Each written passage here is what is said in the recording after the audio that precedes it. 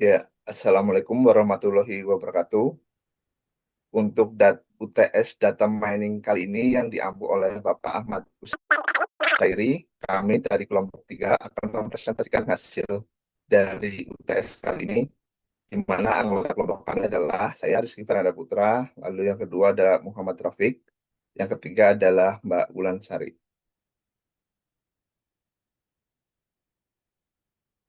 Untuk konsep data mining merupakan sebuah proses dari wawasan dari sebuah data mentah yang besar menjadi sebuah informasi yang bernilai. Dengan menggabungkan teknik statistik, manajemen basis data, dan algoritma kecerdasan buatan, data mining ini bertujuan untuk mengungkapkan sebuah pola atau hubungan antar data pada kumpulan data yang besar. Proses ini merupakan sebuah proses yang sistematis yang dimulai dari persiapan data, penerapan model yang digunakan untuk mendapatkan sebuah prediksi, klasifikasi, dan pengelompokan data, sehingga mendapatkan sebuah informasi dari kumpulan data besar menjadi salah satu penentu keberhasilan dari sebuah kebijakan. Penerapan data mining ini juga merambah ke berbagai sektor, mulai dari retail, dunia kesehatan, pemerintahan, karena data mining ini juga menentukan keberhasilan dalam mengambil sebuah keputusan. Peran utama. Data mining ini mempunyai peran yang menjadi sebuah mesin penerjemah dari kumpulan data mentah menjadi sebuah informasi atau wawasan. Saat ini dunia dibanjiri berbagai informasi, sehingga informasi yang ada ini dapat kita peroleh sebuah pengetahuan yang bermanfaat. Tanpa data mining ini, data ini hanyalah sebuah kumpulan atau tumpukan fakta statistik yang tidak ada manfaatnya. Oleh karena itu, data mining berperan sebagai fondasi untuk mengambil sebuah keputusan berbasis bukti atau data, bukan hanya sekedar intuisi. Untuk metode yang kami gunakan adalah metode klasifikasi, merupakan metode data mining yang mempunyai tujuan memprediksi kategori atau sebuah kelas dari sebuah data berdasarkan pola-pola yang dipelajari dari data yang telah berlabel. Metode klasifikasi ini juga merupakan termasuk supervised learning, di mana model ini dilatih menggunakan dataset yang memiliki kelas sehingga dapat dibedakan karakteristik antar kelas. Proses klasifikasi ini melibatkan pembangunan model prediktif yang menggunakan berbagai algoritma, misalnya decision tree, supporting factor, dengan kemampuan yang dapat melakukan pengambilan keputusan secara kategoris. Metode klasifikasi ini juga merupakan tulang punggung dalam berbagai aplikasi sistem informasi cerdas yang memerlukan berbagai identifikasi pola yang ada. Untuk sejarah data mining sendiri, data mining ini muncul dalam disiplin formal pada akhir 80-an sampai dengan awal 90-an. Namun konsep ini telah ada berabad-abad melalui berbagai bentuk analisis manual dan statistik deskriptif. Pada tahun 90-an, 1960-an, kemudian data mining cukup signifikan dengan adanya berbagai metode statistik inferensial yang berkembang. Sistem berbasis data awal. Pada era komputasi muncul istilah data mining, dan pada tahun 90-an akhir dengan didorong 3 faktor kunci, yaitu peningkatan daya komputasi yang murah dan terjangkau, ledakan data era digital big data, dan kemajuan algoritma machine learning. Kini data mining ini juga menyatu dan berevolusi dengan cloud computing, big data, deep learning, sehingga akan menjadi sebuah fondasi informasi penting dalam mengambil keputusan dari berbagai sektor. Untuk selanjutnya akan dilanjutkan oleh Mas Muhammad Rafiq. Silakan Mas. Baik, terima kasih Mas Rizky. Mungkin di sini lanjut terkait tool data mining yang akan kita pakai ya. Ada beberapa tool sebenarnya. Pertama itu dari GUI, itu salah satu contohnya. Itu ada aplikasi yang bernama Rapid Miner ya. Itu memungkinkan pengguna melakukan pemrosesan data atau visualisasi di mana untuk kode atau pengaturannya itu sudah disiapkan. Kemudian ada juga menggunakan basis Python atau CLI ya. Berbedanya dengan Rapid Miner, untuk Python ini untuk apa namanya pemrosesan data, terus konfigurasi kita harus melakukannya secara manual. Lanjut Mas Rizky. Oke, kemudian untuk proses penerapan data mining itu ada beberapa step ya, dan flow yang akan dipakai untuk pemahaman tujuan dan masalah untuk menentukan apakah yang ingin dicapai dari proses data tersebut. Ada beberapa model yang bisa dipakai, itu ada estimasi, prediksi, klasifikasi, dan clustering ataupun asosiasi ya. Kemudian untuk sebagai contoh di sini ada flow klasifikasi, di mana itu pertama ada sebuah data mentah ya. Data mentah itu harus diproses dulu menjadi data bersih. Biasanya kalau misalnya kita menggunakan rapid miner itu harus menghapus kolom kosong dan juga duplikat data ya. Kemudian baru data tersebut bisa di training dan dilakukan performa testing berupa model prediksi yang akan dipakai. Untuk pemahaman datanya sendiri itu bisa diambil dari beberapa sumber ya.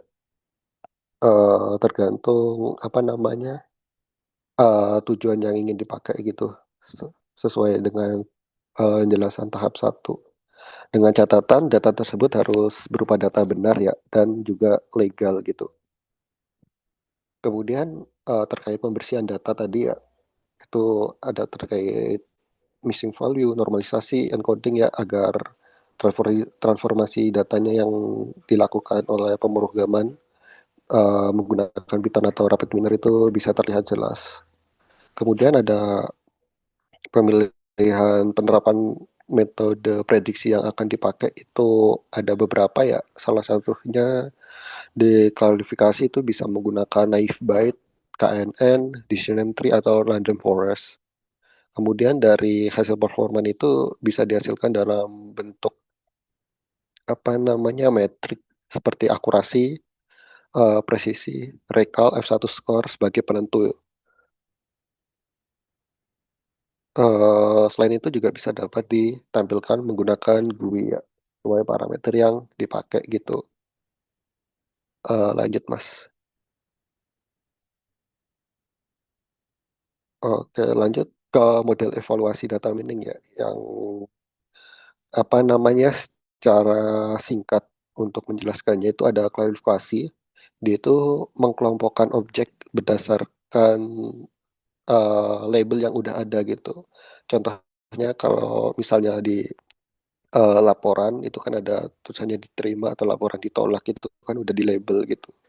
Kemudian ada model clustering ya, itu eh, kita melakukan pengelompokan data tapi labelnya itu belum ada dari awal gitu. Jadi harus dikelompokkan secara otomatis menggunakan aplikasi.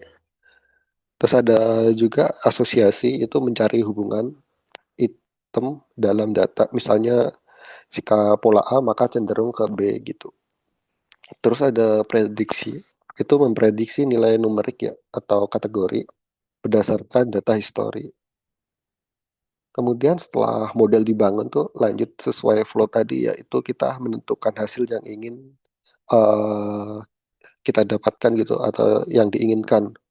Contohnya berapa persen akurasi yang ingin didapat gitu sesuai data yang aktual gitu. Terus berapa sih hasil precision dan recall yang didapatkan dari akusasi tersebut. Itu contohnya ya, itu ada daerah rawan kematian bayi ataupun berapa panjang sih umur hidup di daerah tertentu, contohnya itu. Kemudian ada confusion metric ya, itu melihat distribusi prediksi benar atau salahnya. Kemudian ada cross validation, yaitu melakukan uji model dengan data berbeda agar tidak overfitting ya. Kemudian ada inplayabilitas ya, apakah hasil mudah dipahami oleh pengambilan keputusan. Tujuannya untuk data hasilnya itu akan dipakai di mana gitu, misalnya pemerintahan daerah, terus apa namanya rumah sakit buat pengujian gitu. Bisa dilanjut Mas. Kemudian lanjut ke tema proses data mining ya, berbasis CRIMS DM ya. CRIMS DM itu Cross Industry Standard Process Data Mining ya. Itu metode standar internasional yang digunakan untuk melakukan proyeksi data mining secara sistematis. Model ini terdiri dari 6 tahap. Yang pertama itu pemahaman bisnis ya, di mana untuk menentukan tujuan atau masalah yang ingin diselesaikan gitu. Terus ada pemahaman data, itu mengumpulkan data atau struktur awal yang ingin kita evaluasi atau kita terapkan untuk data gitu. Contohnya seperti tingkat kematian dan kehidupan tadi ya, terus tingkat kesehatan penduduk dan lain-lainnya gitu. Lanjut Mas. Kemudian ada persiapan data. Dari data yang udah ada itu kita perlu apa mentransformasikannya dalam bentuk yang sesuai gitu. Seperti cleaning, terus kemudian fiturnya gitu, pengaturan label dan lain-lainnya. Terus ada pemodelan gitu. Pemodelan tuh data miningnya apa? Data mining yang akan dipakai gitu untuk melakukan pengujian seperti decision tree tadi seperti naive Bayes, ada pun clustering, regression, dan pengujian training lainnya. Lanjut, Mas.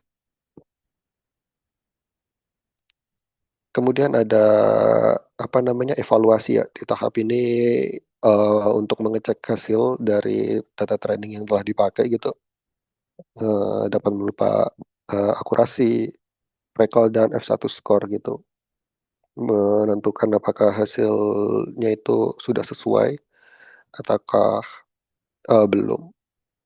Kemudian ada penerapan implementasi ya di tahap akhir itu di mana implementasi atau hasilnya itu akan diterapkan gitu di lingkungan nyata seperti membuat laporan atau hasil prediksi untuk melakukan testing.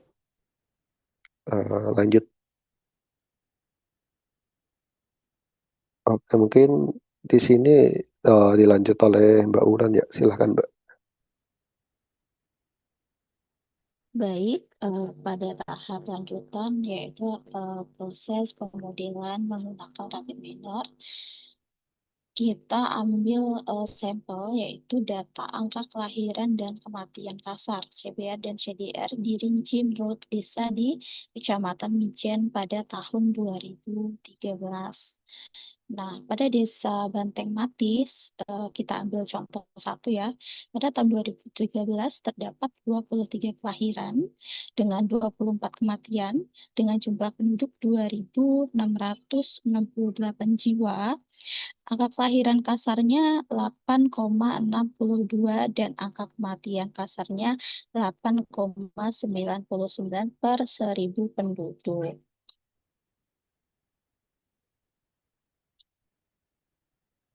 Nah, eh, em, tabel untuk selanjutnya pun sama ya.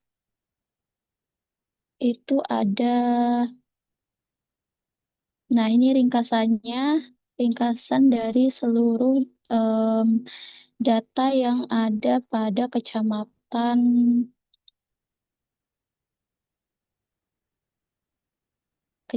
Mijen di tahun 2013, yaitu berisi data demografi 27 desa pada tahun 2013 yang mencakup jumlah kelahiran, jumlah kematian, jumlah penduduk, serta nilai CBR dan CDR.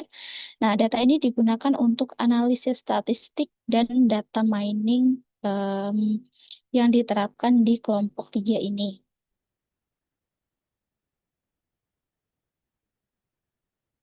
Nah, ini tampilan terakhir dari tes yang sudah kami lakukan. Nah, mungkin itu saja dari kelompok 3. Terima kasih atas kesempatan yang diberikan. Mohon maaf jika masih terdapat kekurangannya. Terima kasih. Wassalamualaikum warahmatullahi wabarakatuh.